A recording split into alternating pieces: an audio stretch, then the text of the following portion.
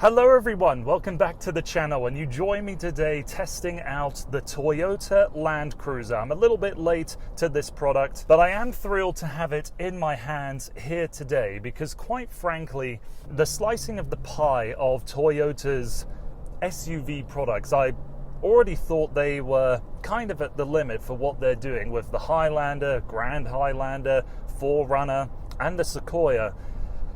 But here we are in the Land Cruiser. It shares the same platform as the 4Runner, exact same powertrain, a lot of similar components, and really a similar mission. So I got into this product with my mind already on what's the justification for the existence of this product. What was the point of resurrecting the Land Cruiser name and making it a little bit of departure of what we know of it previously for the last North American generation? Happily, I can report that the value added of this product in the Toyota range is, for one, giving good reflection on their heritage, but I do think it is a better product overall than the 4Runner I last tested. So there's going to be a lot of anecdotal comparison between this and the 4Runner Platinum that I tested out about 6 months ago, but they're within 100 pounds of each other. They tow essentially the same weight, the wheelbase is the same. So please bear with me when I share with you my experiences with that product if you came here to only hear about the Land Cruiser. We'll start off talking about the basics. It's got the same 2.4 litre turbocharged 4-cylinder engine, all part of the iForce-MAX hybrid powertrain. So it has 2 electric motors, a 1.9 kilowatt lithium-ion battery, and an 8-speed automatic transmission. So the engine just by itself makes 278 horsepower, 317 pound-feet of torque, but with the assistance of the hybrid capability, we go up to 326 horsepower and 465 pound-feet of torque. It does have plenty of eagerness from the go, but it feels like it runs out of all of its steam around 4,000 RPM, doesn't really give value in revving it out further. And for the Land Cruiser more specifically, I find there's a little bit of an urgency from the throttle that makes it, at first, a little bit difficult to calibrate your foot to. Not so much so that I found myself struggling driving it around. For this past week, I've been able to get used to it fairly quickly. The blending of the brakes for the regenerative system and the physical brakes, I think, are pretty good. The branding of iForce-MAX hybrid systems, whether it's in this or the 4Runner or the Tacoma, or when we talk about the V6 that's in the Tundra or the Sequoia, the point of the hybrid system is to give you the equivalent power of a V6 or a V8. It's not a hybrid that's really eking out every little element of efficiency that it can, but it is providing it with comparable power to the outgoing powertrains. And the reason I say this is, much like my criticism of this iForce-MAX powertrain and those other products, there's no way to hard lock it into an EV mode for when you're just pootling around a parking lot. You can't alter the ferocity of the regenerative braking in any way, and there's plenty of instances where I'm coasting down a hill. You'd think that the engine would shut off and try and recuperate as much energy as possible, and you get that eagerness when you are driving something like a Prius or a RAV4, and those are branded more like the self-charging hybrids. So it's two different philosophies. I wish a little more of the self-driving hybrid would find itself into the iForce-MAX, but that maybe has been a very intentional effort by Toyota to brand out the differences and what you should expect out of two different but similar ideologies for powertrains. For the suspension, I'd say there's quite a good level-headedness here in the Land Cruiser. You get a little pitch under braking, but the roll I really don't think is all that bad at all. It's certainly less floppy than something like a Bronco or a Wrangler. And for me personally, as this is based on the truck, I don't feel that kind of truck instability that you would find if you wanted to take some corners a little more enthusiastically, as I just so happen to approach a roundabout here. But passengers in my week of driving this car have said that they feel the role of this mid-size SUV. So it's certainly not eliminated. It's not BMW X5, for example. Other aspects of driving, here's a little bit of a comparable to the 4Runner.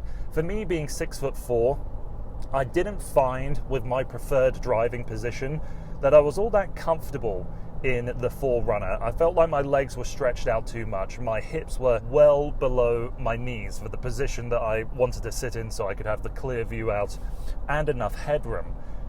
The difference here in the Land Cruiser is that hip point is ever so slightly higher, even in its lowest setting, compared to the Tacoma. So I have, compared to the Tacoma and the 4Runner, so with that I have what I feel like a much more natural driving position, and I feel significantly more comfortable in short or long drives here in the Land Cruiser. That personally is enough for me, purchasing the Land Cruiser at a slight price premium over the 4Runner, but that is me and my own body size and dimensions. So I've thought this way for a while, and speaking earlier about Toyota slicing the pie ever so more thin, if you go to test out one product in the Toyota dealership, you might end out testing 3 or 4, because the differences between them are slight enough that depending on your preferences, you could end up in a different product than what you were walking in there to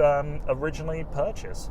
The Land Cruiser definitely has a bigger greenhouse. The roof line is higher, and with this great swath of glass, I find the visibility all around is really good. But one thing that feels like a slightly rare note for me to make is that looking over my shoulder here, instead of having this B pillar just completely in my face and just cutting off my view of anything that might be in my blind spot, if I look over my shoulder, I can look through clearly the second row glass and even a good little hint of the third row there. So visibility all round is fantastic. A note I'll quickly make, I don't usually say this, but the digital rear view camera I think is one of the better implementations I've experienced recently.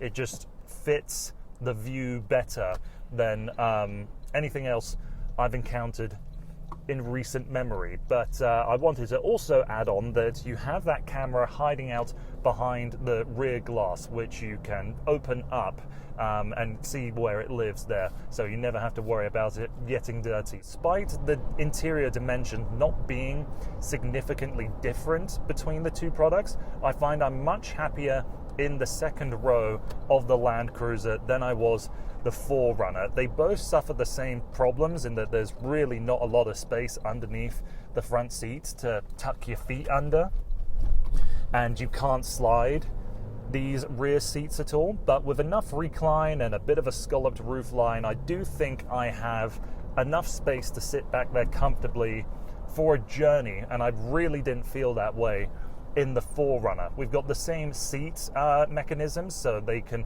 pitch all the way forward, and you can tie them around the grab handles, turn this more into a van, which is great. And the Land Cruiser has absolutely no option for a third row, at least for now, given its hybrid powertrain.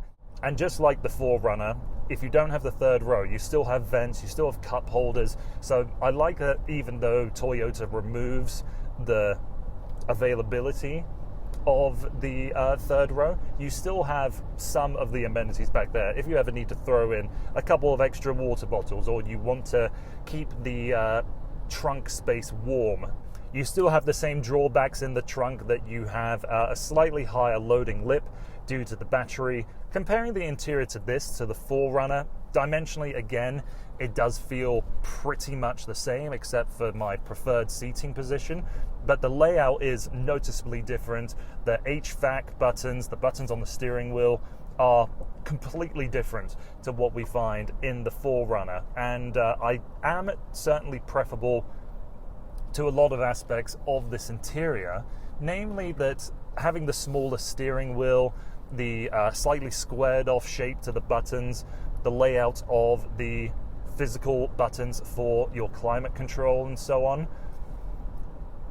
It feels to me a little more premium. I like this space. I don't need as big of a screen. This 12.3 inch with its more landscape orientation is more than big enough. The wireless Apple CarPlay and Android Auto all integrate seamlessly, and it does seem to have quite a high refresh rate here on the screens. So it feels like it's coming from the top of the line series for Toyota and Lexus. But you will note there is some disjointedness in the layout of the buttons. For example, the volume knob up here looks slightly out of place. When I first got in the car, just familiarizing myself, I didn't really see it behind the steering wheel, so I had the assumption that Toyota had made the biggest faux pas of the last 20 years of car design. They didn't include a volume knob, and there's something about this that does look quite afterthought-ish to me. Maybe that space was originally for the start-stop button.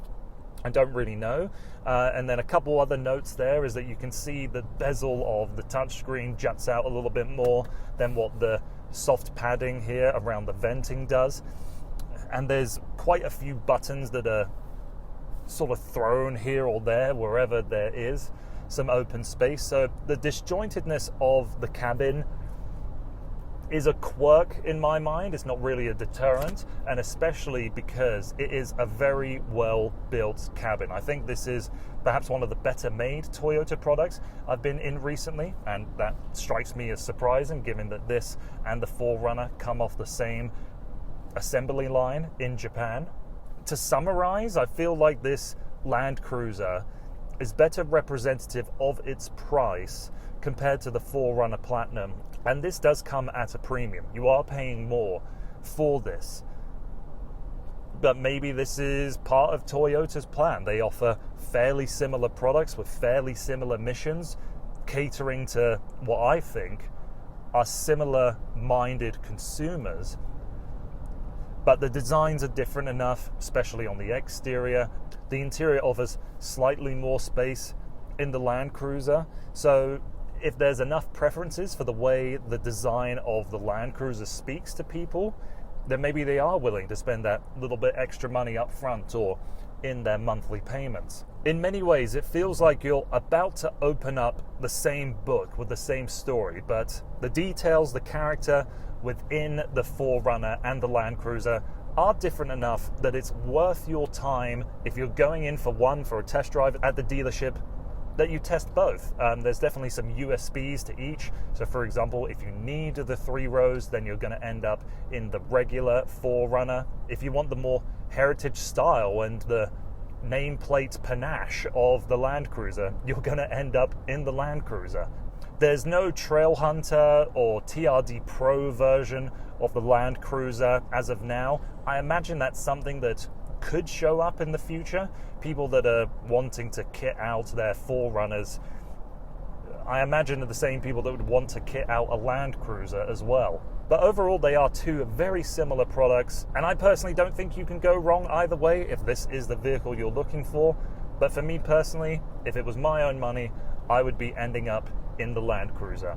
So hopefully everything I've said for the review of this product and the comparison between it and the 4Runner speaks to you in some way that will help you determine what comes next for your future car buying decisions. So thank you very much for taking the time to watching this video, and I'll see you again on the channel soon.